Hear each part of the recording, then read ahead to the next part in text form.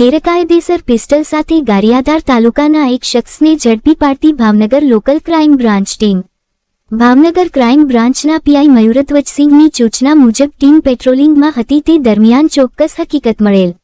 Bhavnagar Rajkot road બજુડગામના પાટીએ ગેરકાયદેસર હથિયાર રાખી road ઉપર એક શખ્સ ઉભેલ છે.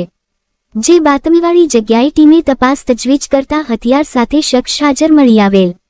તેના વિરુદ્ધ કાયદેસર કાર્યવાહી કરી આગળની વધુ તપાસ માટે સોનગઢ પોલીસ સ્ટેશનમાં સોંપી આપવામાં આવેલ.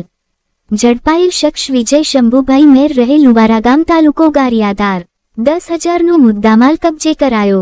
આ કામગીરીમાં પીઆઈ એમ સરવૈયાના માર્ગદર્શન હેઠળ પીએસઆઈ આર એ વાઢેર, પીએસઆઈ વીસી જાડેજા, પીડી ઝાલા સ્ટાફના અનિરુદ્ધસિંહ ગોહિલ, બીજલભાઈ કરમટિયા, નિલેશભાઈ જોશી, એજાજખાન પઠાણ સહિત ટીમ જોડાયેલ. રિપોર્ટ કમલેશ ઢાપા.